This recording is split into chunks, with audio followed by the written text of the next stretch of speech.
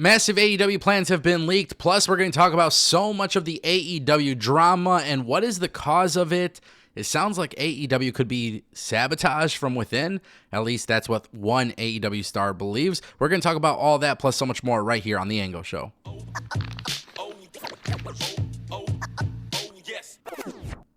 Okay, first things first, I want to actually kick things off with WWE's Tag Team Championship title picture because, look, I think we all kind of know that the tag titles have not really been featured on premium live events for the WWE. It's kind of weird that it's not.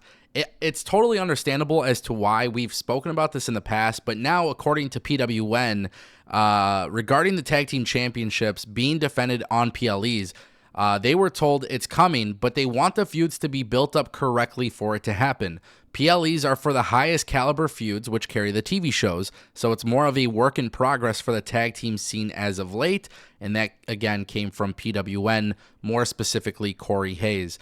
We've talked about WWE's PLE structure, and a lot of people seem to complain that there's not 15 matches on the card, but ideally, WWE is following the old NXT TakeOver format, which is 5-6 matches at the most. Maybe sometimes you'll get a little bit more, but the idea is you're going to put the top stories on the card and you're going to give them time to actually put on a show.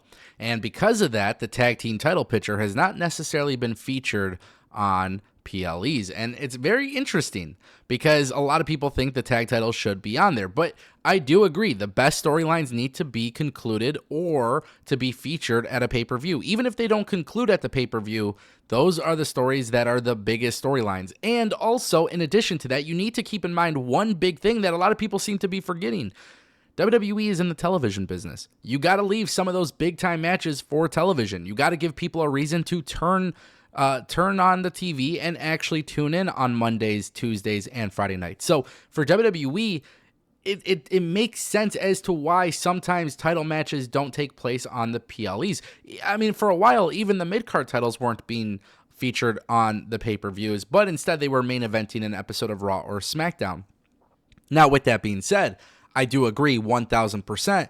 WWE needs to treat the tag team division better. They have great tag teams. The reason why these matches aren't on the PLE is because WWE isn't entirely focused on the tag team division. So if you improve the tag team division and actually make those storylines feel just a little bit bigger, then it would be a little bit better for WWE to throw them on the PLEs. Now keep in mind, we're going to Bash in Berlin, and there's not really a major storyline that is for the tag titles, which is super unfortunate. And this is definitely a change I want to see the WWE make. I hope they do make it. And, you know, I think a lot of fans will be happy once WWE does make that change. But if you don't prioritize those divisions, those title matches on the pay-per-views are pretty much pointless. Let's talk a little bit about Swerve Strickland's new interview with Wrestling, Barstool Wrestling. Very interesting. And I think everybody's going to have their own opinion on this, but I've kind of talked about this before. Clearly, there is an issue. Whenever AEW has drama, it's always leading up to a pay-per-view or right after a pay-per-view. And it's a very concerning thing when you look at AEW because for years it has been this way. And basically, Swerve Strickland was talking about this, and he also mentions that these happen before pay-per-views, and he believes that these are intentional and they are calculated. He says, I think that everything's been exploited, like definitely blown out of proportion with a lot of things because they say it's every other week. But it's like, go back last week. What did you hear? Go back the week before. Go back last month. Go back almost 6 months now. You heard nothing. So to me, it's almost calculated to a T. Right before every pay-per-view, right before every big moment we have, there's always something that comes out. And I've actually talked about this literally for years. I said it's strange that every single time AEW has something good going for themselves, there is a story that leaks of some sort of drama or backstage morale being down or some sort of doom and gloom. And I don't know how something like this happens. Look, we're not stupid. We understand that in a workplace, you are going to have coworkers you don't like. Whether that's the wrestling industry or whether you work at Walmart. Like, it doesn't really matter the job. People know that in real life, when you work a job, you're not going to get along with everybody you work with. You're also not going to agree with every decision your company makes. And in pro wrestling, what makes this so annoying more than anything is that, especially because of social media, the drama and everything is constantly being talked about. And you have to talk about it because they are big stories. But also at the same time, too, I do think there is an issue in AEW, and I don't know who would be doing this behind the scenes. I don't know why they would be doing this behind the scenes, but if AEW is being sabotaged from within, AEW has to figure that out and figure out who is leaking this type of stuff and why it's getting out there. Because there was a lot of talk about MJF and Britt Baker and MJF's girlfriend, Alicia Atout, and there was a lot of drama there.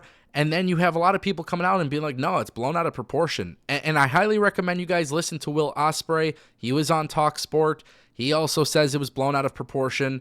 And that's the thing. You know, there's always going to be three sides to the story. I say this all the time. There's this person's side, there's this person's side, and then the truth is somewhere in the middle. With social media and Twitter and the dirt sheets and everything like that, I think sometimes fans just clam straight to they just run straight to the one that they want to believe in, and they kind of ignore everything else. And I don't think that's right. And I don't think it's good for AEW either, because honestly, like AEW, you could love them or hate them.